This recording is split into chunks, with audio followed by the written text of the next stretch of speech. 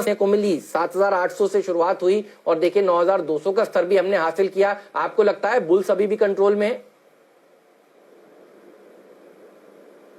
जी बिल्कुल कंट्रोल में है। हालांकि मैं ये मान के चलता हूँ कि थोड़ी बहुत मुनाफा वसूली होगी, क्योंकि पिछले जो बॉटम बने थे, पिछले जो लो बने थे, बॉटम नहीं कहूँगा, लो बने थे, उससे अगर कल के भी बाजार देखो तो एक अच्छी खासी रैली देख चुका हूँ। जस्ट एग्जांपल के लिए अगर कहा जाए तो 1 अप्रैल की जो क्लोजिंग थी उससे अगर कल सिप्ला के ही भाव देखें तो करीब करीब 47-48% का जंप देखा गया। इंडसइंड बैंक में अपने रीसेंट लो से करीब करीब 70% का अपसाइड देखा गया है। तो इतनी अच्छी बढ़त के बाद मुझे लगता है कि थोड़ी बहुत मुनाफा वसूली लाजमी है, बट ये नहीं समझना चाहिए कि अपसाइड जो है वो खत्म हो चुकी है। ये डाउनसाइड कोई गिरावट आती है तो आपको एक अपॉर्चुनिटी देती है बाइंग के लिए। हालांकि ये कोरोना वायरस के लिए जो भी दिक्कतें हैं, देखिए इसको क्वांटिफाई करना इस वक्त दिक्कत की बात है, क्योंकि कब जाके ये ख़त्म होगा, कैसे होगा, इस वक्त किसी के अंदाजे में नहीं है। और सबसे बड़ी बात है कि ऐसा किसी ने अपने जीवन में पहले कभी देखा नहीं है, तो इसको हिस्टोरिकली कंपेयर करना भी दिक्कत की बात है। लेकिन सबसे पॉजिटिव बात दो निकल कर आई।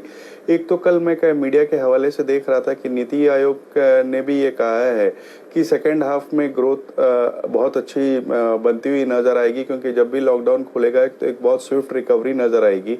दूसरे अगर आप देखें तो मानसून भी नॉर्मल होने के जो अनुमान आए, और तीसरे सबसे बड़ी बात जो आप डिस्कस कर रहे थे कि पैकेज अनाउंस होने वाला है, उन सब चीज़ों के मद्देनजर मुझे लगता है कि बिल्कुल एक मौका दे रहा है, लाइफ टाइम अपॉर्चुनिटी कहूँगा वैल्यूएशन के लिहाज से अगर कहा जाए तो स्टॉक्स में खरीदारी करने के लिए। मिड कैप में भी बहुत से अच्छे नाम्स है। फॉर एग्जांपल अगर आप देखो तो जैसे आप रूरल थीम की बात कर रहे होते, तो मैं समझता हूँ ईएडी पैरी उसमें एक बहुत अच्छा प्ले साबित हो सकता है, जहाँ पर कि न केवल शुगर का प्ले है, बल्कि अगर आप देखो तो उसमें जो हिस्सेदारी कोरोमंडल इंटरनेशनल की है उस वजह से वो इनडायरेक्टली फर्टिलाइजर प्ले भी है।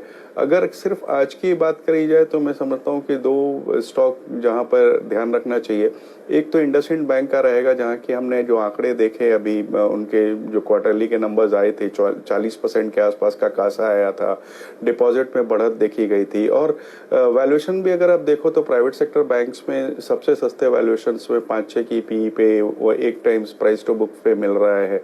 दूसरा स्टॉक पिडलाइट का रहेगा, जहाँ रूरल फोकस उनका बहुत ज़्यादा है। कंपनी ने कॉस्ट कटिंग का एक मुद्दा उठाया हुआ है जिसमें वो लगातार कॉस्ट कटिंग पे जोर दे रहे हैं।